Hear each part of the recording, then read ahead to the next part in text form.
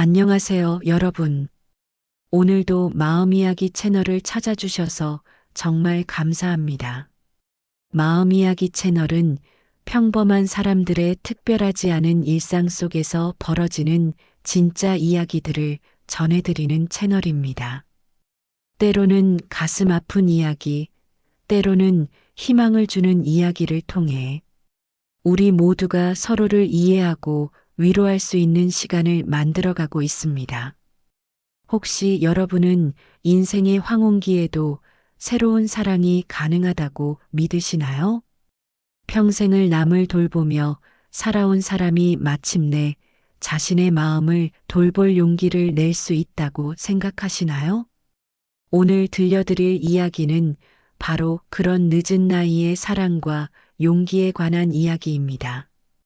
67세에 은퇴한 한의사와 45세의 가정관리사가 만나 서로의 상처를 치유해가는 따뜻한 이야기죠. 때로는 인생이 우리에게 가장 외로운 순간에 가장 따뜻한 선물을 준비해 두기도 합니다. 사별의 아픔과 홀로됨의 쓸쓸함 속에서 우연히 찾아온 한 사람이 인생의 새로운 의미가 되어주는 기적 같은 일이 실제로 일어났다면 믿으시겠습니까? 본격적인 이야기를 시작하기 전에 여러분께 작은 부탁을 드리고 싶습니다. 앞으로 이런 감동적이고 희망을 주는 이야기들을 계속해서 전해드릴 수 있도록 구독 버튼을 꼭 눌러주시고 좋아요와 알림 설정도 해주시면 정말 감사하겠습니다. 그리고 영상이 끝난 후에는 댓글로 여러분도 경험했던 늦은 나이의 새로운 시작이나 용기 있는 선택에 대한 따뜻한 이야기를 들려주세요. 서로의 인생 이야기를 통해 희망과 용기를 나누는 공간을 함께 만들어가고 싶습니다. 저는 김선희입니다. 올해 67세죠. 40년 넘게 한의사로 일하다가 5년 전에 은퇴했습니다. 남편이 세상을 떠난 지도 벌써 5년이 흘렀네요. 외동딸 하나 있지만 미국으로 이민을 가서 1년에 한두 번 영상통화로만 얼굴을 보는 게 전부입니다. 한의원을 운영할 때는 하루에도 수십 명의 환자들을 만났습니다. 아픈 사람들의 맥을 짚고 침을 놓고 약을 지어주며 바쁘게 살았죠. 그때는 몰랐습니다. 정작 제 마음이 얼마나 병들어가고 있는지 말이에요. 남편이 세상을 떠난 후 한의원을 정리하고 나니 갑자기 세상이 조용해졌습니다. 40년 동안 익숙했던 환자들의 목소리도 약 끓는 냄새도 바쁘게 돌아가던 일상도 모든 게 사라졌어요. 처음에는 이제야 쉴 수 있다고 생각했는데 시간이 지나니 그 적막함이 견디기 힘들더라고요. 특히 남편의 제삿날이 되면 그 외로움이 극에 달했습니다. 올해도 어김없이 그날이 왔죠. 미국에 있는 딸에게 전화를 걸었습니다. 엄마, 죄송해요. 올해도 못 갈 것 같아요. 회사 일이 너무 바빠서요. 딸의 목소리에서 미안함이 느껴졌지만 동시에 어쩔 수 없다는 체념도 묻어났습니다. 영상통화로 잠깐 얼굴만 보고 전화를 끊었죠. 혼자 차린 제사상 앞에서 술잔을 들고 있는데 눈물이 나더라고요. 여보, 당신 떠나고 나서 내가 이렇게 외로울 줄 몰랐어요. 말을 하다 보니 목이 메었습니다. 평생을 남들의 아픔만 어루만져주며 살았는데 정작 제 마음의 상처는 누가 돌봐주나 싶더라고요. 그날 밤 혼자 소주 한 병을 다 마셨습니다. 술에 취한 채로 중얼거렸죠. 내 평생은 남들만 살려줬지. 정작 나는 내 마음 하나 못 살렸구나. 다음 날 아침 심한 숙취에 시달리며 일어났습니다. 거울을 보니 눈이 퉁퉁 부어 있더라고요.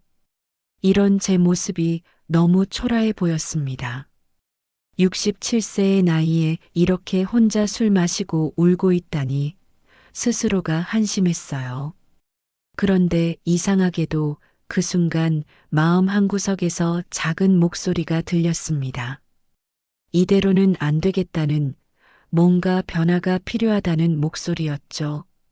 하지만 구체적으로 무엇을 어떻게 해야 할지는 알 수 없었습니다. 며칠 후 딸에게서 전화가 왔습니다. 제가 혼자 지내는 게 걱정된다며 입주 가정관리사를 두는 게 어떻겠냐고 하더라고요. 처음에는 거부감이 들었습니다. 아직 몸이 불편한 것도 아닌데 굳이 남의 도움을 받아야 하나 싶었거든요. 엄마, 혼자 계시니까 제가 너무 걱정돼요. 그냥 집안일 도와주고 말벗도 되어주는 정도로 생각하세요. 딸의 간절한 목소리에 마음이 움직였습니다. 사실 집안일보다는 누군가와 대화라도 할 수 있다면 좋겠다는 생각이 들었어요. 그래서 결국 알겠다고 대답했죠. 며칠 후 딸이 알아본 관리사가 찾아왔습니다. 문을 열고 보니 예상과는 전혀 다른 사람이었어요. 50대 후반이나 60대 초반의 여성을 생각했는데 45세 정도로 보이는 남성이 서 있더라고요. 키가 크고 단정한 인상이었습니다. 안녕하세요. 강민호라고 합니다. 목소리도 차분하고 예의 바른 느낌이었어요. 하지만 제 마음속에는 의문이 생겼습니다. 이렇게 젊은 남성이 왜 이런 일을 하는 걸까 싶었거든요. 혹시 다른 속셈이 있는 건 아닐까 하는 의심도 들었고요. 강민호는 제 표를 읽었는지 차근차근 자신을 소개했습니다. 신혼 초에 이혼한 후 아이 없이 혼자 지내고 있다고 했어요. 그동안 산속에서 자급자족하며 약선 요리를 연구해 왔다고 하더라고요. 저는 단순히 살림만 하는 게 아니라 몸에 좋은 약선 요리를 연구해 왔습니다. 선생님처럼 한의학에 조예가 깊으신 분이라면 더욱 도움이 될 것 같아서요. 이 말을 듣고 조금 놀랐습니다. 제가 한의사였다는 걸 미리 알고 온 거였어요. 딸이 미리 얘기해 줬나 보더라고요. 그런데 이상하게도 강민호의 말에는 진정성이 느껴졌습니다. 돈벌이를 위해서라기보다는 정말 누군가를 돌보고 싶어 하는 마음이 보였어요. 그런데 왜 이런 일을 하시게 됐나요? 제가 직접적으로 물어봤습니다. 강민호는 잠시 망설이더니 솔직하게 대답했어요. 사실 저도 오랫동안 세상과 거리를 두고 살았습니다. 상처받기 싫어서요. 그런데 이제는 다시 사람들과 어울리며 살고 싶어졌어요. 제가 할 수 있는 일로 누군가에게 도움이 되고 싶습니다. 이 말을 들으니 마음이 조금 누그러졌습니다. 저와 비슷한 면이 있구나 싶었거든요.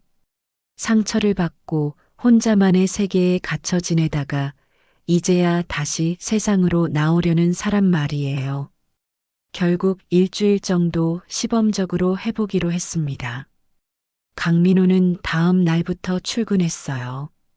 아침 일찍 와서 집안 청소를 하고 장을 보고 식사 준비를 했습니다. 그런데 정말 놀라운 건 음식 솜씨였어요. 첫날 저녁에 강민호가 만든 음식을 먹어보고 깜짝 놀랐습니다. 단순한 가정식이 아니라 정말 약선 요리더라고요. 몸에 좋은 재료들을 적절히 조합해서 맛도 좋고 영양도 풍부한 음식을 만들었어요. 어떻게 이런 요리를 배우셨어요? 산에서 혼자 지내면서 자연스럽게 터득했습니다. 몸이 원하는 음식이 무엇인지 알게 됐어요. 강민호의 대답에서 오랜 시간의 노하우가 느껴졌습니다. 그리고 무엇보다 음식에 정성이 가득 담겨 있었어요. 오랜만에 누군가가 정성스럽게 차려준 밥상을 받으니 마음이 따뜻해지더라고요. 며칠이 지나면서 강민호의 진심을 조금씩 알게 됐습니다. 돈을 벌기 위해서라기보다는 정말 누군가를 돌보고 싶어 하는 마음이 진짜였어요. 그리고 저 역시 오랜만에 누군가와 대화할 상대가 생겨서 좋았습니다. 하지만 여전히 마음 한구석에는 경계심이 있었어요. 이렇게 좋은 사람이 왜 혼자 살까? 혹시 숨기는 게 있는 건 아닐까 하는 의심 말이죠.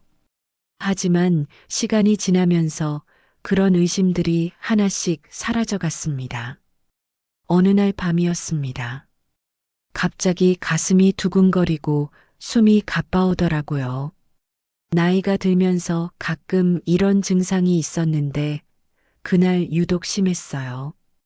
혼자서는 어떻게 할 수가 없어서 강민호를 불렀습니다.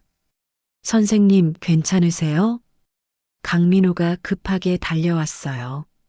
제 상태를 보더니 당황하지 않고 차분하게 대처했습니다. 먼저 깊게 숨을 쉬라고 하면서 등을 부드럽게 문질러 줬어요. 그리고 부엌에 가서 뭔가를 끓이더라고요. 잠시 후 따뜻한 차 한 잔을 가져왔습니다. 마시고 보니 마음이 진정되고 가슴 두근거림도 점점 가라앉더라고요. 이게 뭐예요? 산사나무 열매와 감초를 우린 차입니다.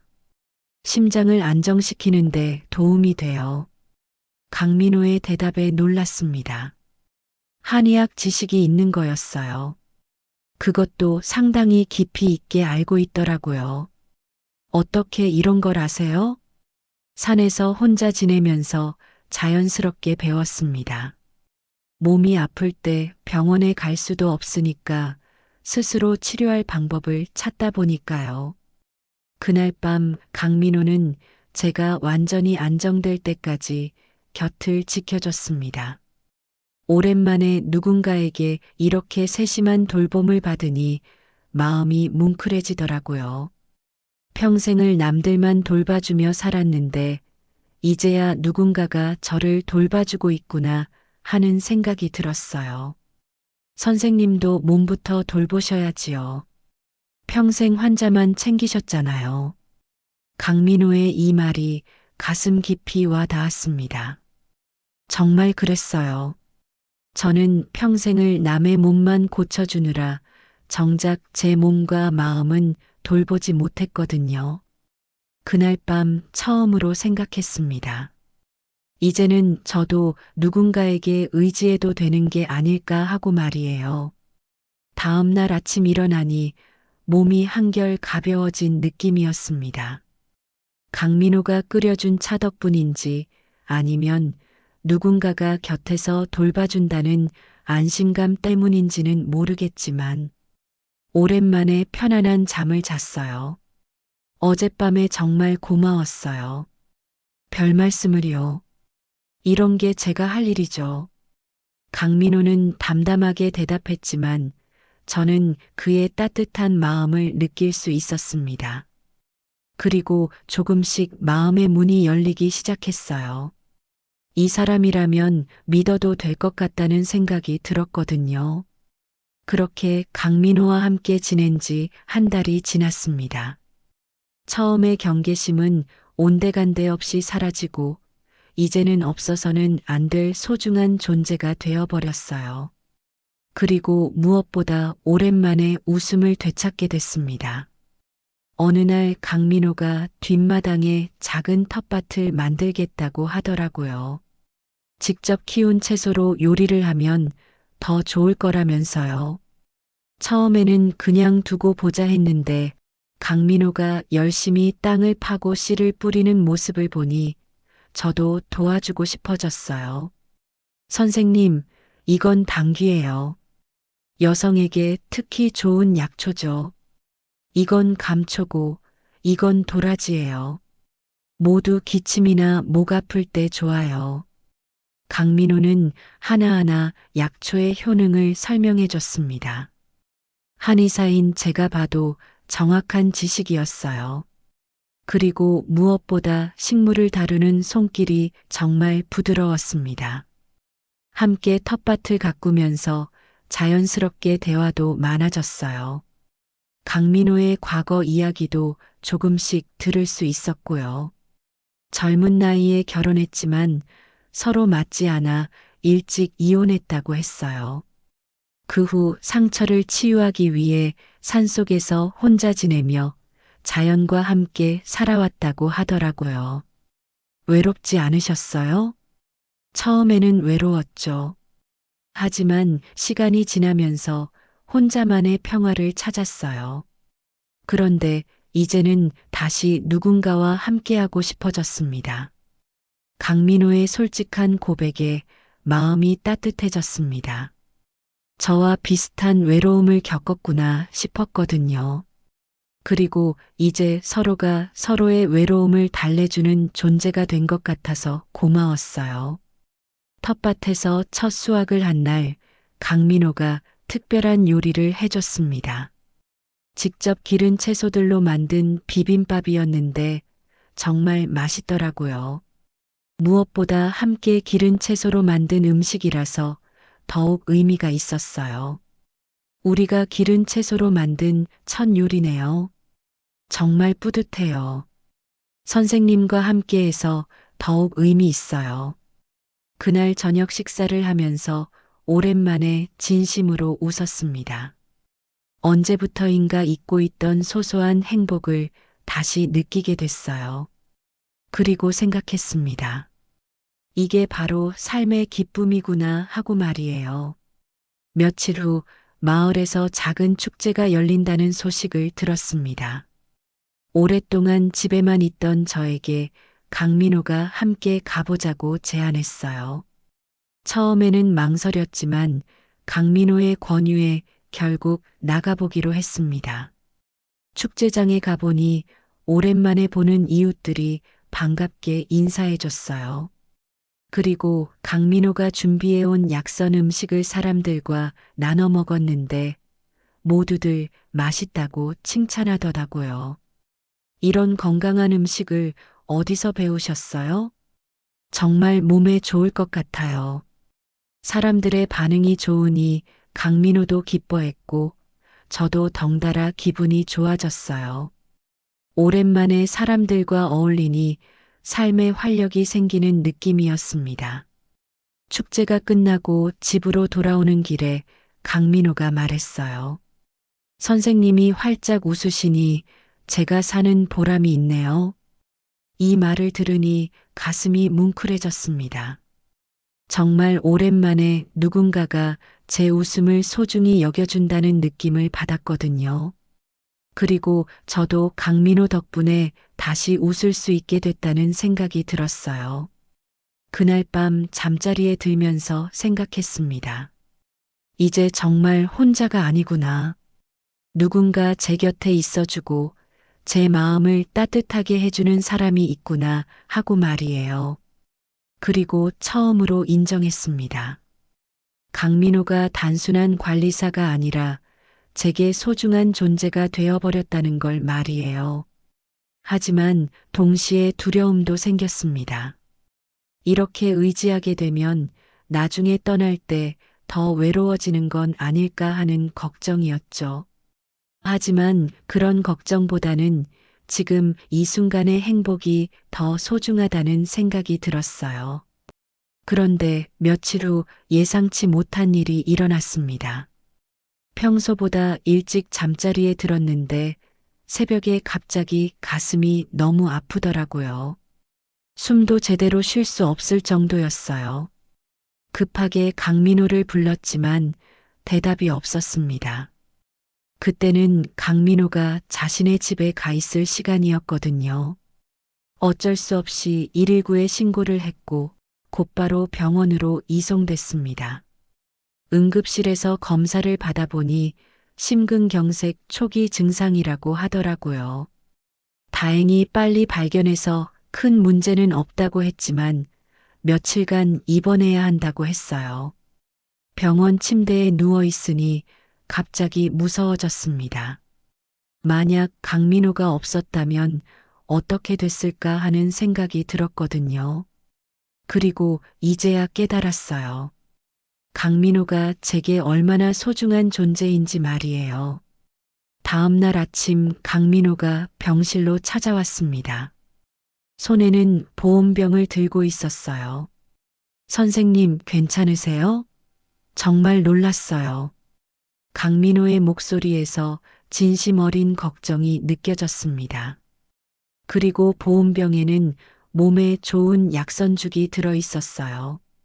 병원 음식은 맛이 없으실 테니까 제가 직접 끓여왔어요. 따뜻한 죽을 한 숟가락 먹으니 눈물이 나려고 했습니다. 이렇게 정성스럽게 돌봐주는 사람이 있다는 게 얼마나 고마운 일인지 새삼 느꼈거든요. 강민호는 매일 병실을 찾아와 저를 돌봐줬습니다. 간병사보다 더 세심하게 챙겨줬어요. 그리고 퇴원할 때까지 한 번도 빠지지 않고 와줬습니다. 그런데 이번 사흘째 되는 날 예상치 못한 사람이 병실로 찾아왔습니다. 미국에 있던 딸이 급하게 귀국한 거였어요. 강민호가 딸에게 연락을 해준 모양이었습니다. 엄마, 괜찮으세요? 정말 놀랐어요. 딸은 울먹이며 제 손을 잡았습니다. 오랜만에 보는 딸의 얼굴에 안심이 되면서도 한편으로는 걱정이 됐어요. 갑자기 귀국하느라 회사 일에 문제가 생기지 않았을까 싶어서요. 그런데 딸의 표정이 심상치 않더라고요. 강민호를 보는 시선에 뭔가 의심스러운 기색이 있었어요.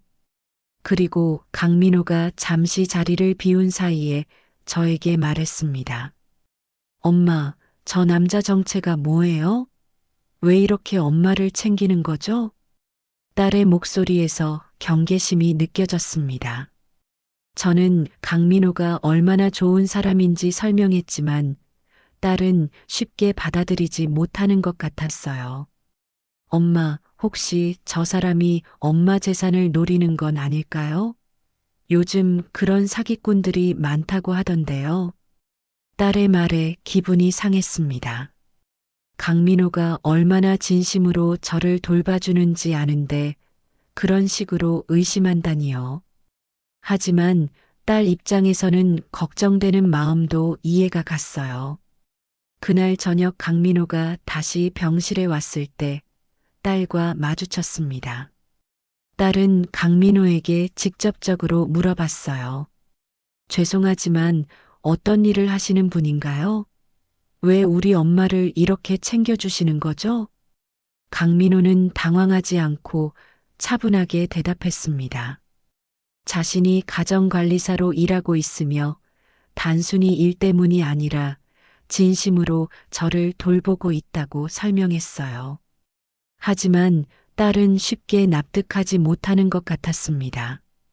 특히 강민호의 나이가 45세라는 걸 알고는 더욱 의심스러워 했어요.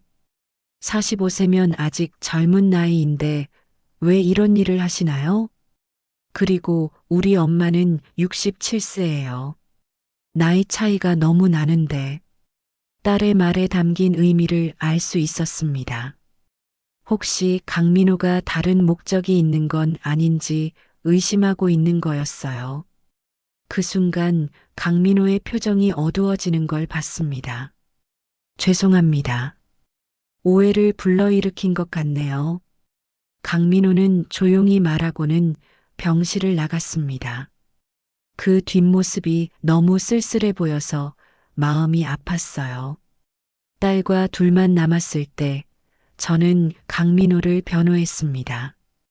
그가 얼마나 좋은 사람인지 어떻게 저를 돌봐줬는지 자세히 설명했어요. 하지만 딸은 여전히 의심스럽다는 표정이었습니다. 엄마 아빠 돌아가신 지 5년밖에 안 됐잖아요. 그런데 이 나이에 남자라니. 딸의 말에 충격을 받았습니다. 저와 강민호 사이를 그런 식으로 생각하고 있었던 거였어요. 물론 저도 강민호에게 특별한 감정을 느끼고 있었지만 딸에게 그렇게 직접적으로 말을 들으니 당황스러웠습니다. 그런 게 아니야. 그냥 서로 의지가 되어주는 사이일 뿐이야. 하지만 제 말에도 확신이 없었어요. 정말 그냥 의지가 되는 사이일 뿐일까요? 아니면 정말 사랑의 감정이 생긴 걸까요? 스스로도 헷갈리기 시작했습니다. 그날 밤 잠을 이룰 수가 없었습니다. 딸의 말이 계속 머릿속을 맴돌았어요. 그리고 강민호가 상처받았을 표정을 생각하니 마음이 아팠습니다. 다음 날 아침 강민호가 평소보다 늦게 왔습니다. 그리고 표정도 어딘지 어두워 보였어요. 딸이 있는 앞에서는 예의상 인사만 하고 별로 말을 하지 않았습니다. 딸이 잠시 자리를 비운 사이에 강민호에게 말했어요. 어제는 미안했어요. 딸이 걱정이 되어서 그런 거예요. 아닙니다. 당연한 반응이에요. 저도 이해해요. 강민호는 담담하게 대답했지만 그 목소리에서 상처받은 마음이 느껴졌습니다. 그리고 조용히 말했어요. 선생님, 제가 떠나는 게 좋을 것 같아요. 가족 간에 문제가 생기는 건 원치 않아요. 이 말을 듣는 순간 가슴이 철렁했습니다. 강민호가 떠난다고요? 그럼 저는 다시 혼자가 되는 건가요? 그러지 마세요. 저는 당신이 필요해요. 제가 급하게 말했습니다. 그 순간 깨달았어요. 강민호가 제게 얼마나 소중한 존재인지, 그리고 정말 사랑하고 있다는 걸 말이에요. 하지만 강민호는 고개를 저었습니다. 선생님이 가족과 틀어지는 건 원치 않아요. 저는 괜찮아요. 그렇게 말하고는 병실을 나가버렸습니다. 그 순간 정말 절망적이었어요. 이제야 찾은 소중한 사람을 이렇게 보내야 하는 건가 싶어서요. 딸이 돌아와서 제 표정을 보더니 무슨 일이냐고 물었습니다. 저는 솔직하게 말했어요. 강민호가 떠나려 한다고, 그리고 저는 그가 떠나는 걸 원하지 않는다고 말이에요. 엄마, 정말 그 사람을 좋아하시는 거예요? 딸의 직접적인 질문에 더 이상 숨길 수 없었습니다. 그래, 좋아해. 사랑하고 있어.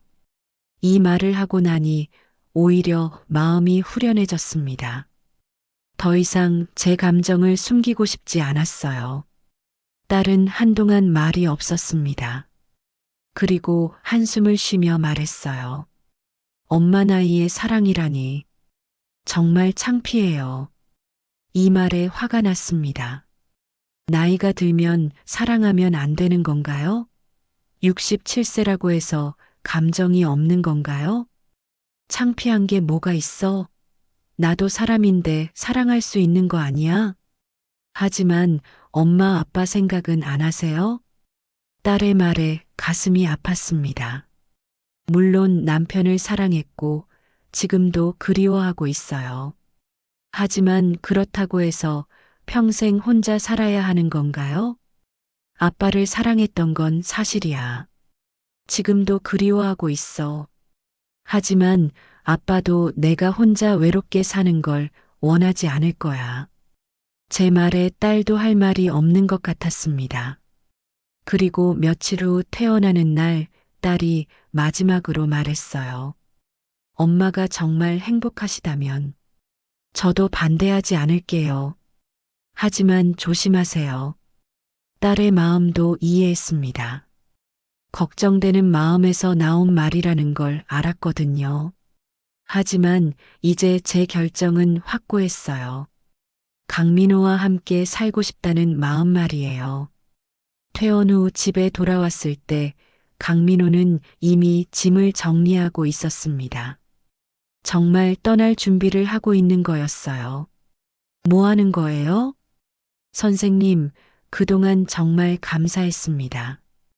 이제 저는 다른 곳으로 가보려고요.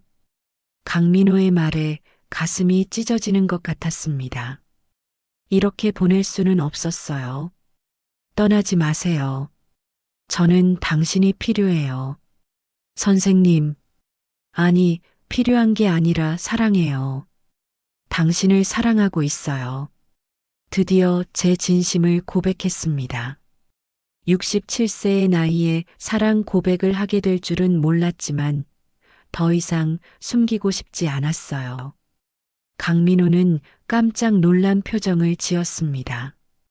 그리고 잠시 망설이더니 말했어요. 선생님, 저도 선생님을 사랑합니다.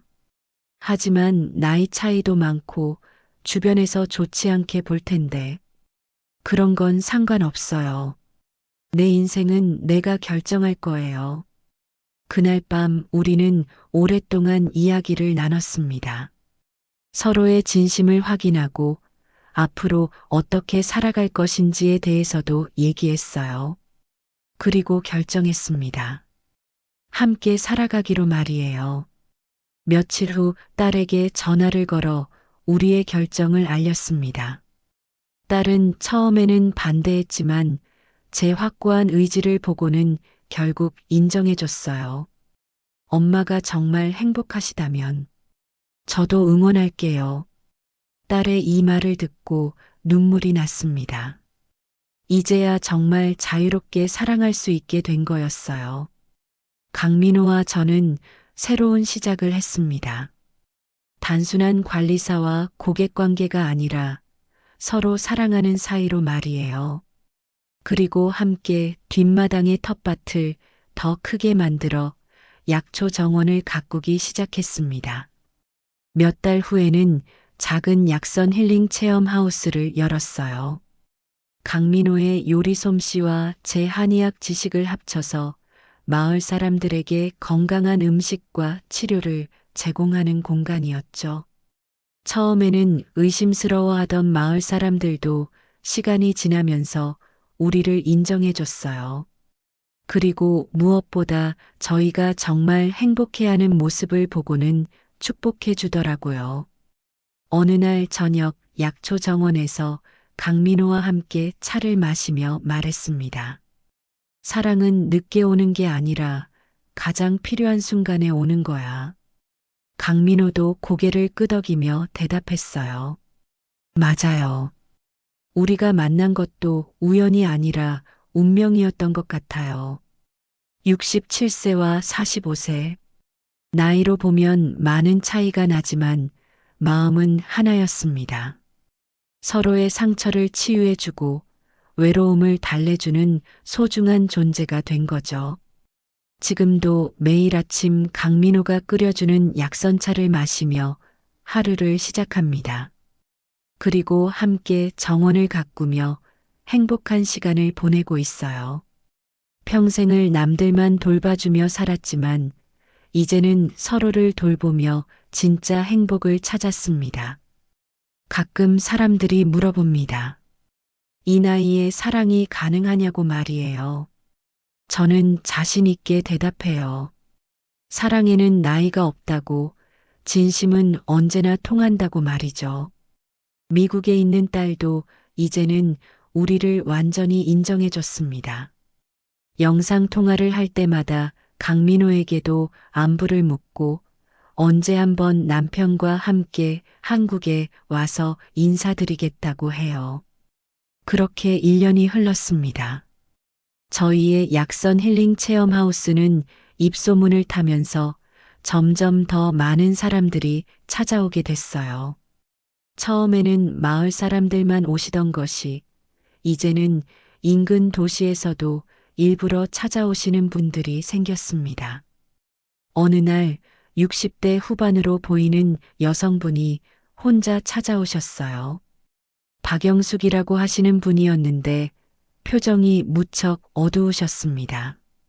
남편을 잃고 3년째 혼자 살고 있다고 하시더라고요. 선생님, 저도 혼자 살아가는 게 너무 힘들어요. 그런데 이 나이에 새로운 사람을 만난다는 게 가능할까요? 박영숙 씨의 질문에 저는 강민호와 눈을 마주쳤습니다. 1년 전에 제 모습이 떠올랐거든요. 그때의 외로움과 절망감이 그대로 느껴졌어요. 물론 가능해요. 저희가 그 증거잖아요. 제가 따뜻하게 대답하자 박영숙 씨의 눈에 희망의 빛이 스쳤습니다. 그날 강민호가 특별히 정성을 들여 만든 약선 정식을 드시면서 저희 이야기를 자세히 들려드렸어요. 정말 용기가 나네요. 저도 다시 시작해 볼 수 있을까요? 박영숙 씨는 그날 이후 자주 저희를 찾아오셨습니다. 그리고 몇 달 후 마을 독거노인 모임에서 비슷한 처지의 남성분을 만나 좋은 관계로 발전하게 됐다고 기쁜 소식을 전해주셨어요. 선생님들 덕분에 용기를 낼 수 있었어요. 정말 감사해요. 박영숙 씨의 말을 들으니 가슴이 뿌듯했습니다. 저희의 사랑이 다른 사람에게도 희망이 되고 있다는 게 정말 의미 있게 느껴졌거든요. 그 후로도 비슷한 일들이 계속 일어났습니다. 혼자 살아가는 어르신들이 저희를 보고 용기를 내어 새로운 만남을 시도하는 경우가 늘어났어요. 마을에서는 저희를 황혼 사랑의 전도사라고 부르기 시작했습니다. 특히 기억에 남는 분이 있어요. 75세의 호라비 할아버지였는데 처음 오셨을 때는 정말 우울해 보이셨거든요. 아내를 잃고 5년째 혼자 살고 계시다가 저희 소문을 듣고 찾아오신 거였어요. 나 같은 늙은이가 무슨 사랑이야. 그냥 죽을 날만 기다리고 있지. 할아버지의 말씀에 가슴이 아팠습니다. 하지만 강민호가 특별히 정성을 들여 만든 보양식을 드시면서 조금씩 마음을 열기 시작하시더라고요. 이런 맛있는 음식을 혼자 먹기엔 아깝네. 그날부터 할아버지는 일주일에 한 번씩 저희를 찾아오셨어요. 그리고 어느 날 같은 또래의 할머니와 함께 오셨는데 두 분이 손을 잡고 있는 모습을 보고 깜짝 놀랐어요. 선생님들 덕분에 새로운 인생을 시작하게 됐어요. 75세에 새로운 사랑을 시작하신 모습을 보면서 나이는 정말 숫자일 뿐이라는 걸 다시 한번 느꼈습니다. 2년째 되던 해봄, 강민호가 특별한 제안을 했어요. 선생님, 정식으로 결혼하는 게 어떨까요? 갑작스러운 프러포즈에 깜짝 놀랐습니다. 이미 사실혼 관계로 살고 있었지만 법적으로도 부부가 되자는 거였어요. 이 나이에 결혼식을 올린다고요? 왜 안 돼요? 사랑하는 사람과 함께 하는 건데. 나이가 중요한가요? 그리고 우리를 보고 용기를 낸 분들에게도 더 확실한 메시지를 줄 수 있을 것 같아요. 강민호의 말에 마음이 설렜습니다. 67세에 처음 결혼하는 건 아니지만 진정한 사랑으로 하는 결혼은 처음이었거든요. 그리고 그의 말처럼 우리의 결혼이 다른 분들에게도 희망이 될 수 있을 것 같았어요. 결국 작은 결혼식을 올리기로 했습니다. 화려한 예식장 대신 저희가 가꾼 약초 정원에서 소박한 결혼식을 치르기로 했어요. 하객도 마을 사람들과 가까운 지인들만 초대했습니다. 딸에게 결혼 소식을 전했을 때 놀랍게도 직접 참석하겠다고 하더라고요. 남편과 함께 한국에 와서 결혼식에 참석하겠다는 거였어요. 엄마가 정말 행복해 하시는 모습을 보니 저도 기뻐요. 축하드려요. 그리고 미안해요. 처음에 너무 반대했던 것 같아서 딸의 진심 어린 축하와 사과에 눈물이 났습니다. 이제야 정말 모든 사람의 인정을 받게 된 거였어요. 결혼 준비를 하면서 마을 사람들이 너나 없이 도와주셨어요. 어르신들은 전통 혼례 준비를 도와주셨고 젊은 분들은 현대적인 감각으로 꽃 장식을 해주셨어요. 정말 온 마을이 축제 분위기였습니다. 결혼식 날 약초 정원은 마을 사람들로 가득 찼습니다. 69세의 신부와 47세의 신랑.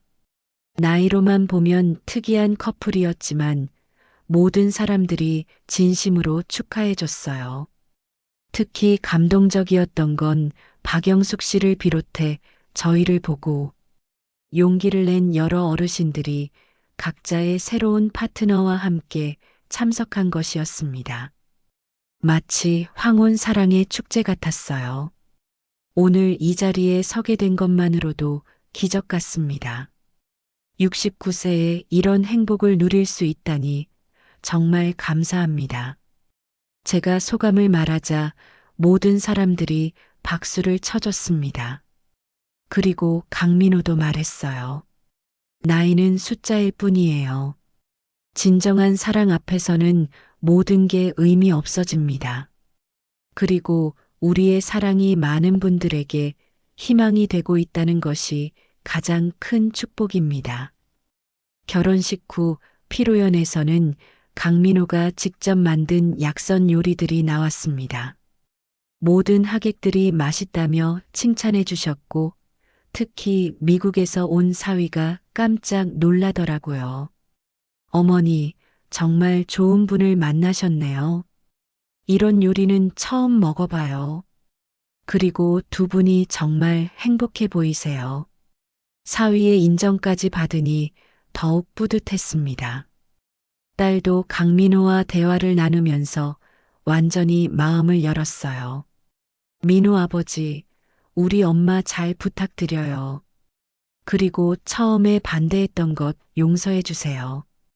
괜찮아요. 딸로서 당연한 마음이었어요. 앞으로 좋은 아버지가 되도록 노력할게요. 딸이 강민호를 아버지라고 부르고 강민호가 딸을 진심으로 받아들이는 모습을 보니 정말 가족이 된 기분이었습니다. 결혼 후 저희의 일상은 더욱 행복해졌습니다. 법적으로도 부부가 되니 마음이 한결 편해졌어요. 그리고 무엇보다 주변 사람들의 시선도 완전히 달라졌습니다. 이제는 그 누구도 저희 관계에 대해 의구심을 갖지 않았어요. 약선 힐링 체험 하우스도 더욱 번창했어요. 이제는 단순히 음식을 먹는 곳이 아니라 황혼 사랑의 성지라고 불리며 전국에서 사람들이 찾아오게 됐습니다. 특히 혼자 살아가는 중장년층 분들이 많이 오셨어요. 저희 이야기를 듣고 용기를 얻어 새로운 만남을 시작하는 분들이 정말 많았습니다. 어떤 분들은 몇 달에 걸쳐 정기적으로 오시면서 저희와 상담을 하기도 했어요. 결혼 1주년이 되던 날 지역 신문사에서 저희를 취재하러 왔어요. 69세에 찾은 진짜 사랑이라는 제목으로 기사가 나갔는데 반응이 폭발적이었습니다. 정말 용기를 주는 이야기네요. 저도 포기하지 말고 새로운 사랑을 찾아봐야겠어요. 나이가 많다고 사랑을 포기할 필요가 없다는 걸 깨달았어요. 독자들의 댓글을 보니 정말 많은 사람들에게 희망을 주고 있다는 걸 알 수 있었어요. 그 기사를 본 한 방송국에서 연락이 왔습니다. 저희 이야기를 다큐멘터리로 만들고 싶다는 거였어요. 처음에는 부담스러웠지만 더 많은 사람들에게 희망을 줄 수 있다면 좋겠다는 생각에 승낙했습니다. 다큐멘터리 촬영은 3개월에 걸쳐 진행됐어요.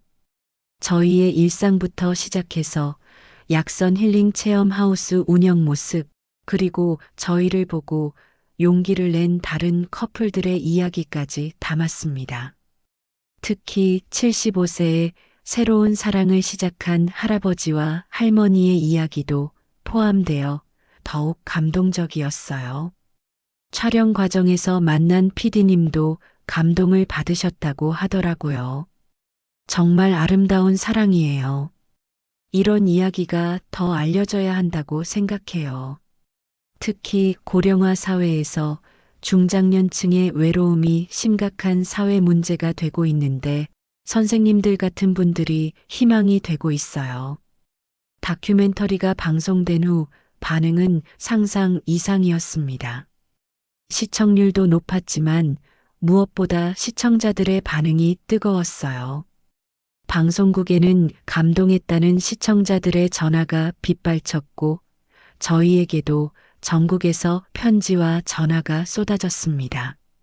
선생님들 덕분에 포기했던 사랑을 다시 시작할 용기가 생겼어요. 69세에도 이런 아름다운 사랑이 가능하다니 정말 희망적이에요. 저희 어머니도 혼자 계시는데 선생님들 이야기를 들려드려야겠어요.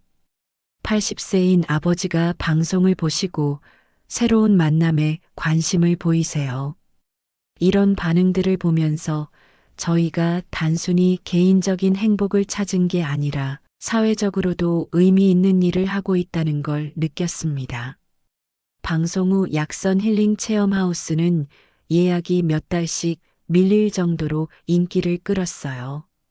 전국에서 찾아오는 손님들 중에는 저희처럼 황혼기에 새로운 사랑을 찾고 싶어 하는 분들이 많았습니다. 그래서 저희는 새로운 프로그램을 시작했어요. 황혼 사랑 찾기 모임이라는 이름으로 한 달에 한 번씩 혼자 사는 중장년층 분들을 위한 만남의 자리를 마련한 거죠. 첫 모임에는 20여 명이 참석했는데 어색해 하시던 분들이 강민호의 약선 요리를 함께 먹으면서 자연스럽게 대화를 나누기 시작했어요. 이런 자리가 있어서 정말 좋네요.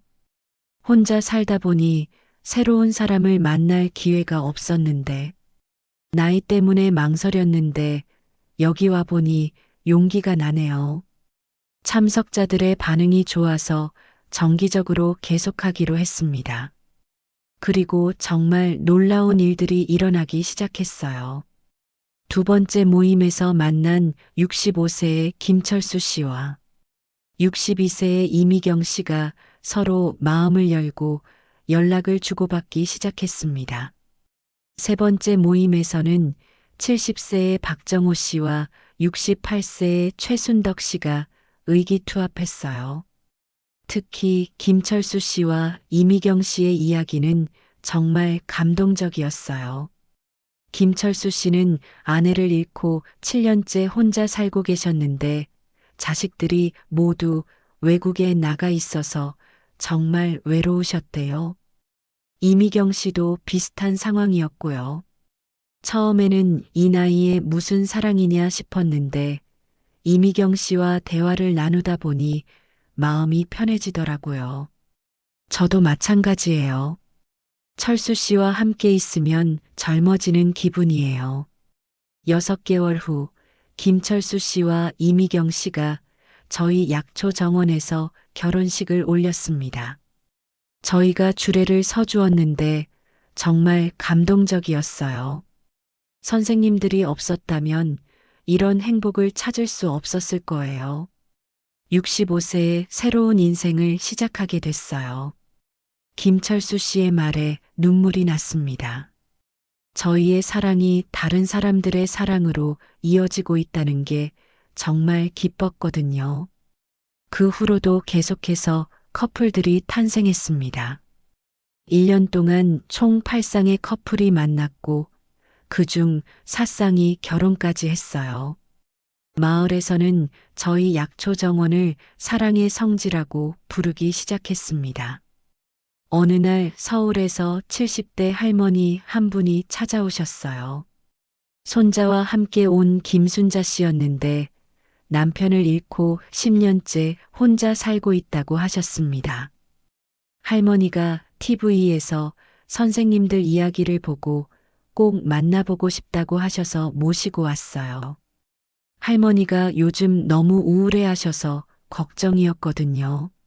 손자의 말에 김순자 씨가 부끄러워 하시더라고요. 하지만 대화를 나누다 보니 정말 간절한 마음이 느껴졌어요. 이 나이에 새로운 사랑을 꿈꾸는 게 이상한가요? 손자들은 좋다고 하는데 주변 사람들 시선이 부담스러워요. 전혀 이상하지 않아요. 사랑에는 나이가 없어요. 그리고 가족들이 지지해준다면 더욱 용기를 내셔도 돼요. 제 말에 김순자 씨의 눈이 반짝였습니다. 그리고 다음 달 황혼 사랑 찾기 모임에 참석하겠다고 하시더라고요. 김순자 씨는 서울에서 매달 저희 모임에 참석했습니다. 처음에는 어색해 하시던 분이 점점 밝아지시더라고요. 그리고 3개월 후 같은 처지의 이동준 씨 72세와 특별한 인연을 만들었어요. 순자 씨와 대화를 나누다 보니 젊은 시절 생각이 나더라고요. 이렇게 마음이 통하는 분을 만날 줄 몰랐어요. 이동준 씨도 아내를 잃고 8년째 혼자 살고 계셨는데 자식들이 재혼을 권유해도 계속 망설이고 계셨대요.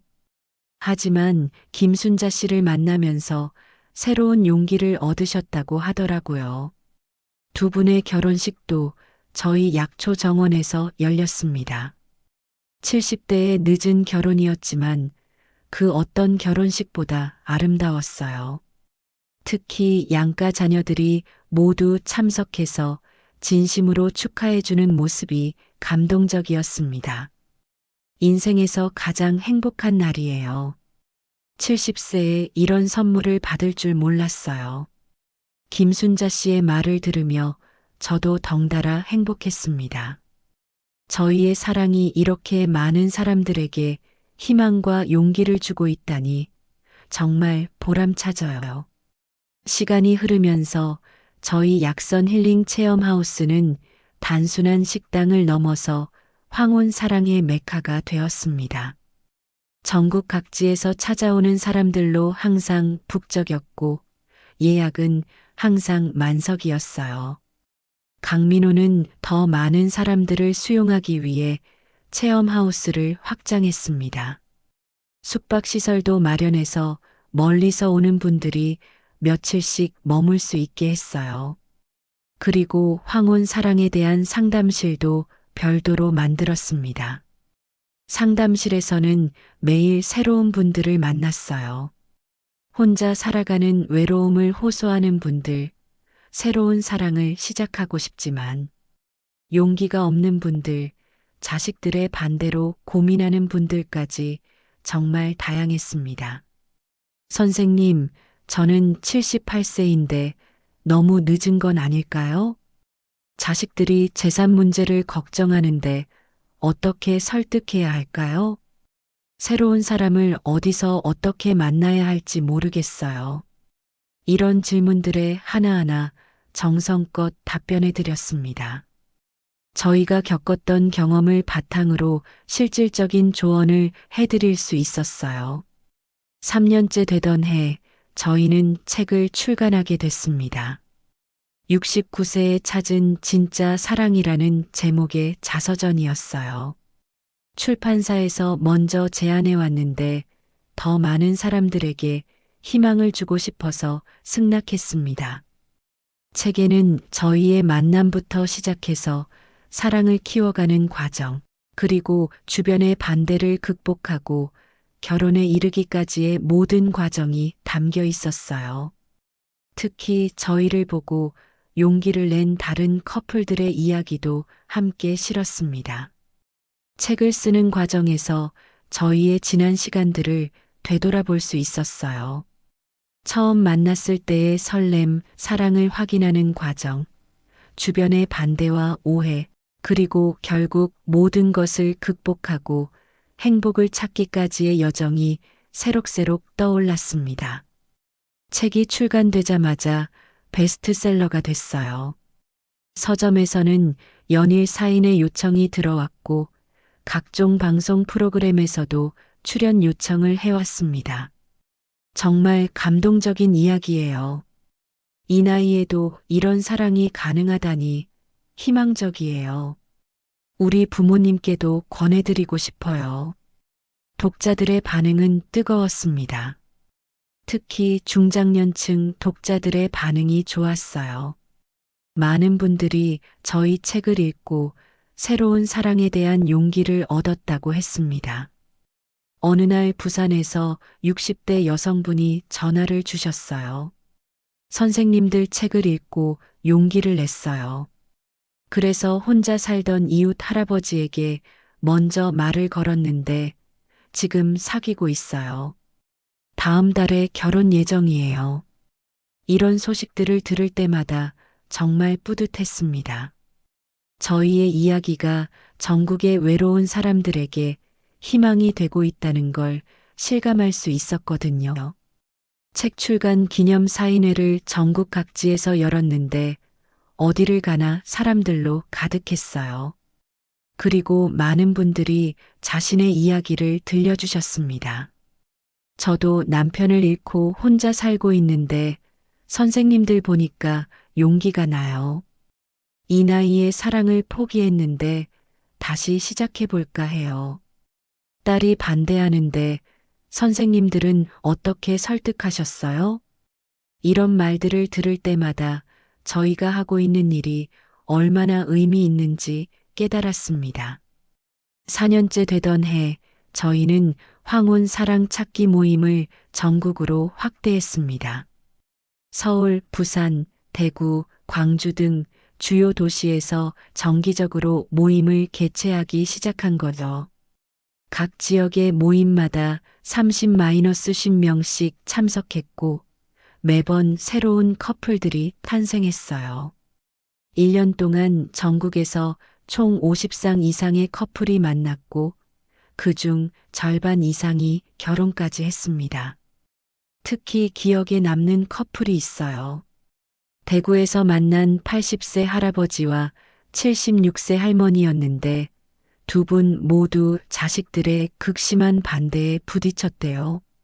하지만 저희 조언을 듣고 끝까지 포기하지 않으셨고 결국 자식들도 설득해서 아름다운 결혼식을 올리셨어요.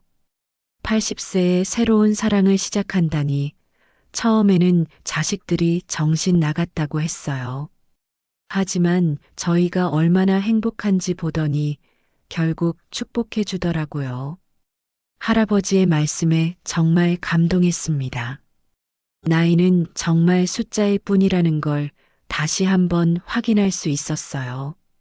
언론에서는 이런 현상을 황혼사랑 로맨스라고 명명했어요. 저희가 시작한 작은 움직임이 전국적인 트렌드가 된 거였습니다. 중장년층의 재혼이 크게 늘어나고 있습니다. 전문가들은 김선희, 강민호 부부의 영향이 크다고 분석하고 있습니다. 뉴스에서 저희 이야기가 나올 때마다 신기했어요. 개인적인 사랑 이야기가 이렇게 사회적 현상이 될 줄은 몰랐거든요. 5년째 되던 해 정부에서 저희에게 표창을 주었습니다. 황혼기 삶의 질 향상에 기여한 공로로 보건복지부 장관 표창을 받게 된 거였어요. 시상식에서 장관이 직접 말씀해 주셨어요. 김선희, 강민호 부부의 아름다운 사랑 이야기가 많은 중장년층에게 희망과 용기를 주었습니다. 이는 단순한 개인적 행복을 넘어서 사회적 가치를 창출한 것입니다. 고령화 사회에서 노인 우울증과 외로움이 심각한 사회 문제가 되고 있는 상황에서 두 분의 활동은 정말 소중한 기여를 하고 있습니다. 표창을 받으면서 정말 감개무량했습니다. 저희의 사랑이 사회적으로도 인정받게 된 거였어요. 그해 가을 딸이 손자를 데리고 한국에 왔어요. 5살 된 손자가 저희를 처음 보는 거였는데 금세 친해졌어요. 할머니, 할아버지가 요리를 정말 잘하네요. 그리고 여기 정원이 너무 예뻐요. 손자가 강민호의 요리를 맛있게 먹고 약초 정원에서 뛰어노는 모습을 보니 가슴이 뿌듯했습니다. 이제 정말 완전한 가족이 된 기분이었어요. 딸도 저희가 하고 있는 일을 보고 깜짝 놀라더라고요. 엄마, 정말 대단해요. 이렇게 많은 사람들에게 희망을 주고 있다니. 처음에 반대했던 제가 부끄러워요. 지금 보니 민호 아버지는 정말 좋은 분이고 엄마를 정말 사랑하시는 게 느껴져요. 딸의 인정을 받으니 더욱 뿌듯했습니다. 처음에는 반대했던 딸이 이제는 저희를 자랑스러워하고 있었거든요. 손자는 약초 정원에서 뛰어노는 걸 정말 좋아했어요. 강민호가 직접 기른 채소들을 따서 요리하는 모습도 신기해했고요. 할아버지, 저도 요리 배우고 싶어요. 그리고 이 약초들은 뭐예요? 손자의 말에 강민호가 웃으며 대답했어요. 그럼 할아버지가 가르쳐 줄게. 몸에 좋은 음식 만드는 법 말이야. 그리고 이 약초들은 사람들을 건강하게 해주는 특별한 식물들이란다. 그렇게 손자와 함께 보낸 한 달은 정말 행복했습니다. 3대가 함께 어울리며 지내니 집안이 더욱 활기차졌어요. 손자는 매일 새로운 것을 배우며 즐거워했고 저희도 손자를 통해 새로운 활력을 얻었습니다. 딸이 미국으로 돌아가기 전날 저희에게 말했어요. 엄마, 정말 잘 사셨어요. 민호 아버지도 너무 좋은 분이고 엄마가 이렇게 행복해 하시는 모습을 보니 제가 더 기뻐요. 그리고 엄마가 하시는 일이 정말 의미 있는 것 같아요. 많은 분들에게 희망을 주고 계시잖아요. 딸의 말에 눈물이 났습니다. 이제야 정말 모든 사람의 축복을 받는 완전한 사랑이 된 거였어요. 6년째가 되던 해, 저희는 새로운 도전을 시작했습니다. 황혼 사랑을 주제로 한 온라인 상담 서비스를 시작한 거예요. 전국의 외로운 중장년층들이 언제든지 상담을 받을 수 있도록 했습니다. 매일 수십 통의 상담 전화가 걸려왔어요. 이 나이에 새로운 사랑을 시작해도 될까요? 자식들이 반대하는데 어떻게 해야 할까요? 어디서 어떻게 만남을 시작해야 할까요? 재산 문제 때문에 걱정이 많은데 어떻게 해야 할까요? 이런 질문들에 하나하나 정성껏 답변해 드렸습니다. 저희가 겪었던 경험을 바탕으로 실질적인 조언을 해드릴 수 있었어요. 상담을 받은 분들 중 많은 분들이 실제로 새로운 사랑을 시작했다는 소식을 전해주셨습니다. 그럴 때마다 정말 보람을 느꼈어요. 어느 날 제주도에서 온 편지가 특히 기억에 남습니다. 선생님들의 상담 덕분에 용기를 내어 새로운 사랑을 시작했습니다. 72세에 만난 사랑이지만 20대 때보다 더 설레고 행복합니다.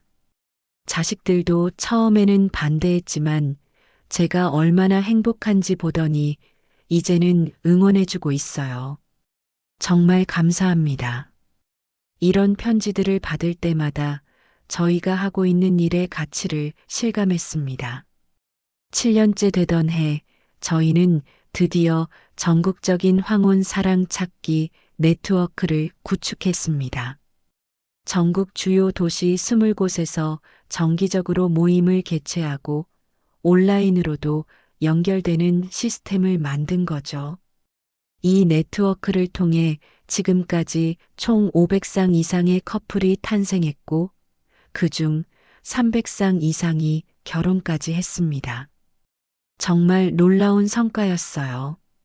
각 지역 모임에서는 저희와 같은 성공 사례들이 계속 나오고 있었어요. 85세에 새로운 사랑을 찾은 분, 20년 넘게 혼자 살다가 새로운 인생을 시작한 분, 자식들의 축복까지 받으며 행복한 황혼을 보내는 분들까지 정말 다양했습니다. 언론에서는 이를 황혼사랑 로맨스라고 표현했습니다. 김선희, 강민호 부부가 시작한 황혼 사랑 찾기 운동이 전국적인 관심사가 되었습니다. 중장년층의 재혼에 대한 인식이 크게 개선되고 노인 우울증도 현저히 감소했다고 합니다. 뉴스를 보면서 정말 뿌듯했습니다. 저희의 개인적인 사랑이 이렇게 많은 분들에게 긍정적인 영향을 미치고 있다는 걸 알 수 있었어요. 그해 연말, 저희는 올해의 인물로 선정되기도 했습니다. 시상식에서 수상 소감을 말할 때 정말 감개무량했어요. 저희는 그저 사랑했을 뿐입니다. 하지만 그 사랑이 많은 분들에게 희망이 되었다니 정말 감사하고 영광스럽습니다. 앞으로도 더 많은 분들이 황혼기에도 아름다운 사랑을 찾을 수 있도록 돕겠습니다. 제 소감에 장내에서 뜨거운 박수가 터져 나왔습니다. 8년째가 되면서 저희의 활동은 더욱 체계적으로 발전했습니다. 황혼사랑 아카데미라는 이름으로 정식 교육 프로그램을 만들었어요. 황혼기 사랑에 대한 올바른 이해, 새로운 만남을 위한 준비, 가족과의 소통 방법, 재산 관리 등 실질적인 내용들을 다루었습니다. 아카데미에는 매기마다 100명 이상이 등록했어요. 60대부터 80대까지 다양한 연령대의 분들이 참여하셨고 모든 분들이 진지하게 수업에 임하셨습니다. 이런 교육을 받으니 훨씬 자신감이 생겨요. 황혼기 사랑에 대해 체계적으로 배울 수 있어서 좋아요. 자식들과 어떻게 대화해야 할지 알게 됐어요. 수강생들의 반응이 정말 좋았어요. 아카데미를 수료한 분들 중에서도 많은 커플들이 탄생했습니다. 교육을 통해 황혼기 사랑에 대한 올바른 인식을 갖게 되고 실질적인 준비도 할 수 있게 되니까 성공률이 더욱 높아진 거였어요. 9년째 되던 해에는 해외에서도 저희에게 관심을 보이기 시작했습니다. 일본의 한 방송국에서 저희를 취재하러 왔고 중국의 출판사에서는 저희 책의 번역 출간을 제안해 왔어요. 일본 방송 인터뷰에서 저희는 이렇게 말했습니다. 사랑은 국경도 나이도 초월합니다. 전 세계 어디든 외로운 중장년층들이 있을 텐데 저희의 경험이 조금이라도 도움이 된다면 기쁠 것 같아요. 실제로 일본과 중국에서도 저희와 비슷한 사례들이 늘어나고 있다는 소식을 들었어요. 고령화 사회가 되면서 황혼기 사랑에 대한 관심이 전 세계적으로 높아지고 있는 것 같았습니다. 10년째가 되던 해 저희는 특별한 기념 행사를 열었습니다. 지난 10년 동안 저희를 통해 만나 결혼한 커플들을 모두 초대해서 대규모 축제를 연 거였어요. 전국에서 200상 이상의 커플들이 참석했습니다. 60대부터 80대까지 정말 다양한 연령대의 부부들이 한자리에 모였어요. 모든 분들이 행복한 표정으로 서로의 사랑 이야기를 나누는 모습이 정말 감동적이었습니다. 10년 전 이곳에서 만난 사랑 덕분에 지금까지 행복하게 살고 있어요. 저희 자식들도 이제는 저희 사랑을 정말 자랑스러워해요. 80세가 넘었지만 아직도 신혼 기분이에요. 참석자들의 말을 들으면서 정말 뿌듯했습니다. 저희가 시작한 작은 움직임이 이렇게 많은 사람들의 인생을 바꾸어 놓았다니 정말 감개무량했어요. 축제에서는 특별히 황혼사랑 대상도 시상했습니다. 가장 나이 차이가 많은 커플, 가장 고령의 결혼한 커플, 가장 아름다운 사랑, 이야기를 가진 커플 등 다양한 부문으로 나누어 시상했어요. 특히 인상 깊었던 건 85세의 새로운 사랑을 시작해 지금까지 5년째 행복하게 살고 계시는 할아버지와 할머니였어요. 나이는 정말 숫자일 뿐이에요. 85세에도 새로운 사랑이 가능하다는 걸 보여드리고 싶었어요. 할아버지의 말씀에 모든 참석자들이 박수를 쳐드렸습니다. 이제 저는 79세, 강민호는 57세가 되었습니다. 여전히 나이 차이는 많지만 그런 건 전혀 문제가 되지 않아요. 서로를 사랑하고 이해하는 마음이 있으면 나이는 정말 숫자일 뿐이거든요. 매일 아침 강민호가 끓여주는 약선차로 하루를 시작하고 함께 약초 정원을 가꾸며 행복한 시간을 보내고 있습니다. 그리고 전국에서 찾아오는 분들에게 희망과 용기를 나누어 주는 일을 계속하고 있어요. 요즘에는 해외에서도 저희 이야기에 관심을 보이고 있습니다. 일본과 중국뿐만 아니라 미국과 유럽에서도 초청을 받아 강연을 다녀왔어요. 황혼기 사랑에 대한 관심이 전 세계적인 현상이라는 걸 알 수 있었습니다. 사랑에는 국경도 나이도 없다는 걸 다시 한번 확인할 수 있었어요. 최근에는 젊은 세대들도 저희에게 관심을 보이고 있어요. 부모님이나 조부모님을 위해 상담을 요청하는 경우가 늘어나고 있습니다. 할머니가 너무 외로워하셔서 걱정이에요. 아버지가 어머니 돌아가신 후 완전히 의기소침해지셨어요. 조부모님이 새로운 사랑을 원하시는데 어떻게 도와드려야 할까요? 이런 상담들을 받으면서 황혼기 사랑이 단순히 당사자들만의 문제가 아니라 가족 전체의 행복과 연결되어 있다는 걸 깨달았습니다. 지금도 매일 새로운 사람들이 저희를 찾아옵니다. 외로움에 지친 분들, 새로운 사랑을 꿈꾸는 분들, 그리고 저희처럼 늦은 나이에 만난 사랑을 키워가는 커플들까지 정말 다양해요. 모든 분들에게 같은 말씀을 드립니다. 사랑은 늦게 오는 게 아니라 가장 필요한 순간에 오는 거예요. 나이는 숫자일 뿐이고 진정한 사랑 앞에서는 모든 게 의미 없어져요. 용기를 내세요. 여러분도 분명히 아름다운 사랑을 찾을 수 있을 거예요. 저희의 이야기가 더 많은 분들에게 희망과 용기가 되었으면 좋겠습니다. 그리고 황혼기에도 아름다운 사랑이 가능하다는 걸 보여드리고 싶어요. 앞으로도 강민호와 함께 더 많은 사람들에게 사랑의 희망을 전해드릴 계획입니다. 저희의 사랑 이야기는 아직 끝나지 않았어요. 더 아름다운 이야기들이 계속 만들어질 거예요. 최근에는 저희 이야기를 바탕으로 한 영화 제작 제의도 받았어요. 처음에는 부담스러웠지만 더 많은 사람들에게 메시지를 전달할 수 있다면 좋겠다는 생각에 긍정적으로 검토하고 있습니다. 그리고 내년에는 손자가 한국에 와서 1년간 유학할 예정이에요. 이제 10살이 된 손자가 할머니, 할아버지와 함께 생활하면서 한국 문화도 배우고 저희의 일도 도와줄 거라고 하니까 정말 기대돼요. 할머니, 할아버지가 하시는 일이 정말 멋져요. 저도 커서 사람들을 도와주는 일을 하고 싶어요. 손자의 말을 들으니 가슴이 뭉클했습니다. 저희의 사랑과 봉사가 다음 세대에까지 좋은 영향을 미치고 있다는 걸 느낄 수 있었어요.